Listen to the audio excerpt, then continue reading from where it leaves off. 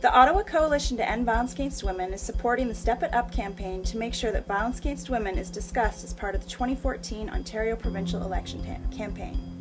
Today, we're with Ottawa Centre Green Party candidate Kevin O'Donnell.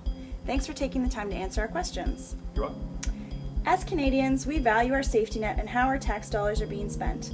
We know it's a priority for women and children to be safe from sexual and domestic violence, especially women who have additional vulnerabilities. Women need safe access to safe shelter, counselling, and other supports in Ontario. The costs of domestic violence and sexual violence to Canadians are high. $7.4 billion in economic costs for domestic violence and $4.8 billion for costs related to sexual assault, in which more than 90% of victims are women.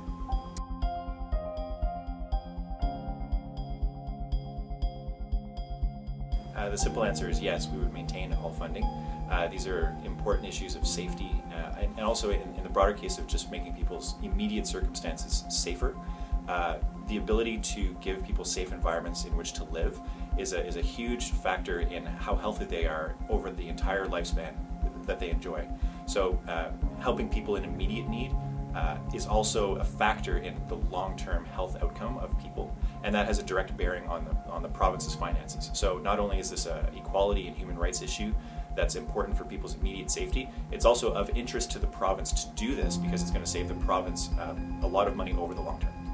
So the RCMP recently confirmed that 1,186 Aboriginal women are missing and believed murdered in Canada over the last 3 decades. Although Aboriginal women make up only 4% of the population, 16% of all murdered females are Aboriginal. Solutions to ending violence against Aboriginal women must come from all levels of government.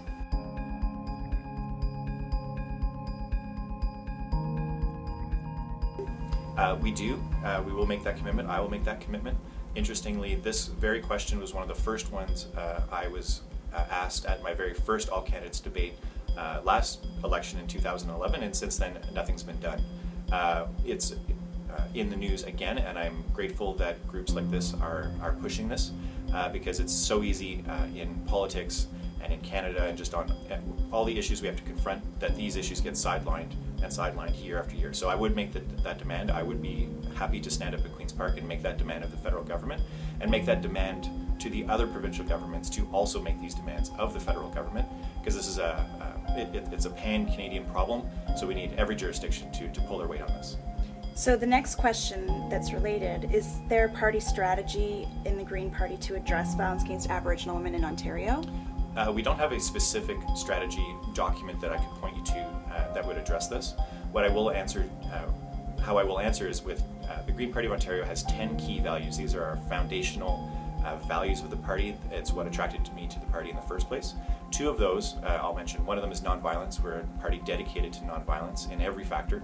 And the second is gender equality and feminism. We recognize that gender equality is a fundamental criteria for having a fair society. And so I can tell you that we are allies in this issue, and I would look forward to creating exactly that kind of strategy in the framework of the previous question, which is demanding national action from the federal government as well. Is there anything else you'd like to add? I would just like to say a general word about democracy in general. I'm grateful that groups like yours come forward and make demands of politicians at this time. It takes a lot of democracy. Isn't just elections. It happens every day all throughout our community. So I'd encourage your members and your supporters to make these demands every day, particularly at election time, but make sure to follow up and never take no for an answer. I'm a candidate right now, but if I'm not successful, I'll just be a regular citizen after election day, and that's what I do. I go to City Hall and I go to committee meetings and I demand my 5 minutes to try to change my world. So I'd encourage you to never give up and just keep trying. Thank you so much for taking the time to speak with us. You're welcome. Thank you.